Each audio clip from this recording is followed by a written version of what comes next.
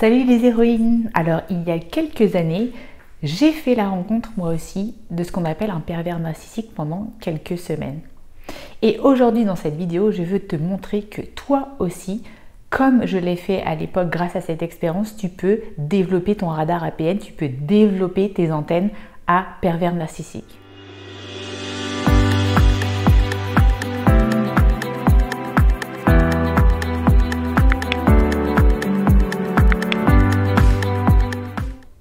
Je m'appelle Sandrine Larive, je suis coach et hypnothérapeute, experte en profil atypique, haut potentiel, hypersensible, multipotentiel. Et si tu rencontres aujourd'hui un problème avec ces personnages qu'on appelle les pervers narcissiques, n'hésite pas à remplir le questionnaire qui se situe en dessous de la vidéo. Ça me permettra de mieux te connaître pour qu'on ait ensuite une discussion plus approfondie et que je puisse comprendre en détail ce qui t'arrive. Alors moi, quand j'ai rencontré ce type de personne pour la première fois, et bien sûr je n'en avais pas conscience, la première chose qui m'a attirée, c'est son intelligence, ou plutôt sa pseudo-intelligence.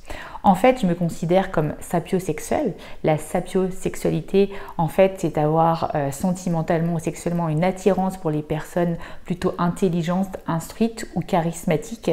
Et ça vient du mot sapiens, qui veut dire intelligence en latin. À ce moment-là, c'est comme si mon mental s'était dit: tiens, enfin un défi à la hauteur de mon cerveau qui est assoiffé de complexité. Et en fait, j'ai découvert que c'était une apparente complexité. Et avant cette expérience, je n'avais jamais pensé qu'autant d'intelligence, ou plutôt maintenant a posteriori que j'y pense, expertise en destruction, pouvait être tournée vers des objectifs aussi manipulateurs et cruels. En fait, en y repensant bien, si je m'étais vraiment écoutée, il a essayé de me tester dès la première seconde au téléphone. Il a fait direct ce qu'on appelle un chaud et froid. On avait convenu d'une date et il a essayé d'annuler à ses conditions pratiquement tout de suite après pour me tester. Et en fait, j'avais l'impression que ça venait de moi, que j'avais dit quelque chose qu'il ne fallait pas. Et du coup, j'ai insisté et c'est là où je suis rentrée dans l'engrenage. Après, ça a été la love story parfaite pendant pratiquement un mois, avec juste un petit saupoudrage très parsemé de petites dénigrations par-ci par-là. Mais j'en ai pris conscience, mais je me suis dit: oh non, ce mec a l'air super bien, du coup pas la peine de s'en faire, laisse tomber tes peurs, laisse tomber toutes tes barrières. Et puis un jour, entre honnêtement le fromage et le dessert, comme on dit, il m'a annoncé d'un coup que c'était le moment de faire une pause d'une semaine.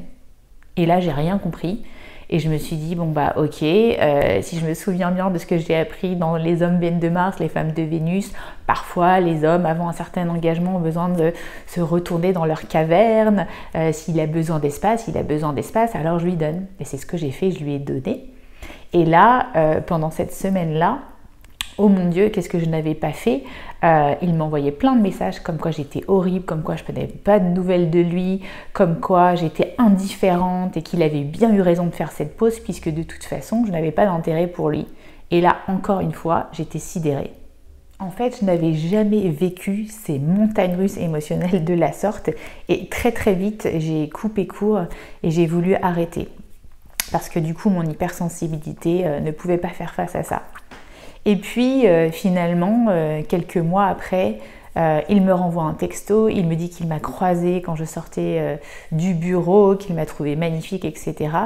Et là, presque, je retombe dans le panneau, mais tout en y retournant avec une énorme conscience. Et là, je me dis en fait que j'ai besoin d'avoir la preuve que cet homme ne va pas, que cet homme est pervers, et j'y retourne avec ça dans la tête. Et puis finalement, évidemment, mon intuition était bonne dès le début. Au bout de quelques temps, il me fait pleurer assez rapidement après chaque conversation. Et là, je me rends compte que vraiment, il est pervers. Et puis après, la question fatidique qui s'est posée, c'est: est-ce que je vais pouvoir reconnaître ce genre de personne ? Est-ce que si je suis reconfrontée à ce genre de personne, je vais pouvoir me protéger la prochaine fois ? Et parce que je crois fondamentalement que la vie nous ramène 15 fois s'il le faut quelque chose quand on n'a pas compris, je me suis retrouvée en présence de ce genre de personnage quelques temps après. Mais alors là, au bout de 2 jours, j'ai tout de suite eu comme un pressentiment Et une nuit, je me suis réveillée en sursaut et là j'ai pris un carnet et j'ai noté au moins 7 ou 8 dissonances qu'il y avait dans cette personne entre ce qu'il disait et ce que je ressentais ou ce que je voyais. Et là je peux vous dire que j'ai pas attendu cette fois-ci, je me suis dit tu vas faire confiance à ton intuition pleine et entière et tu vas arrêter tout de suite et c'est ce que j'ai fait. Et cette nuit-là, j'ai eu comme, voilà, on est des femmes HP, donc on a envie de comprendre. J'ai regardé une quarantaine de vidéos sur le sujet de la perversion narcissique et dans ma tête, j'ai vraiment tout modélisé. J'ai pris des notes, je me suis répété les choses. Et là, j'ai pu vraiment intégrer ce que ça voulait dire et pourquoi mon comportement aussi avait pu attirer ce genre de personnes. Aujourd'hui, je suis vraiment ultra reconnaissante d'avoir été de manière courte exposée à ce genre de personnage car du coup, je peux aider mes clientes sur ce chemin douloureux et malheureusement, il y a beaucoup de femmes qui sont sur ce chemin, qui vraiment luttent, qui ont aujourd'hui, même si elles s'en sont sorties, encore des cicatrices profondes et même invisibles aux yeux de la société. Et du coup, je me dis qu'aujourd'hui, ben voilà, s'ils se présentent, en tout cas pour ma part, je pourrais les reconnaître à 1000 lieues. Et même s'ils se présentent une journée, une semaine, je pense que j'arriverai à vraiment voir cette dissonance que j'ai ressentie ce jour-là. Et c'est comme si, en fait, j'avais développé au contact de ces personnes qui sont des vrais virus, des anticorps, du coup, que j'essaye de régénérer à vie. Le problème pour beaucoup de femmes, c'est qu'après une exposition beaucoup trop longue, aujourd'hui, elles ont complètement perdu confiance en elles, elles ont complètement perdu leur intuition et elles se sont empiergées dans une culpabilité de ne pas avoir su reconnaître ces personnes avant. Et du coup, elles se demandent sans cesse, mais est-ce que je vais pouvoir le reconnaître? Est-ce que je vais pouvoir le repousser? Est-ce que je vais savoir me protéger? Et en fait, ce que je veux te dire, c'est qu'avec un travail thérapeutique efficace, avec un coach ou une thérapeute, tu vas pouvoir t'en sortir. Tu vas pouvoir toi aussi arriver à modéliser tes comportements et ses comportements à lui. Et quand en fait le stimuli du PN va se représenter, tu vas toi aussi avoir développé tes propres anticorps et savoir le reconnaître.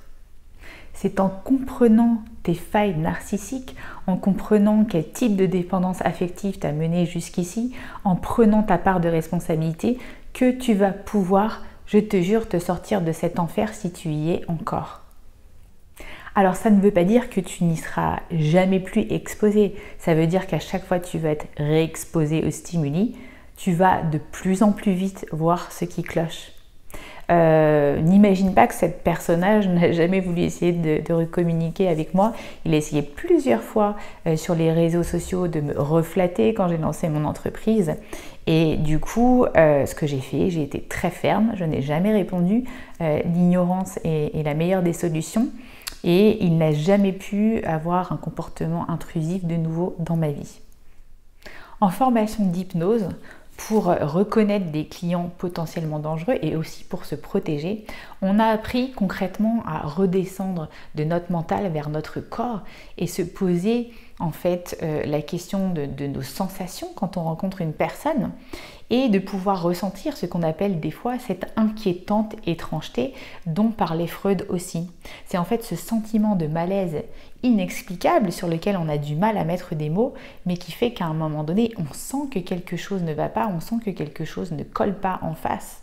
Et ça m'a permis aussi parfois de refuser des clients avec qui potentiellement après, je pense que ça n'aurait pas été en termes de lien thérapeutique. Alors toi aussi, je te demande aujourd'hui, si tu rencontres quelqu'un de nouveau dans ton environnement personnel ou professionnel, qu'est-ce que tu ressens? Qu'est-ce que tu vas ressentir à la première rencontre? Est-ce que ça va être positif ou négatif? Et décris toutes les sensations physiques que tu ressens lorsque tu vois cette personne.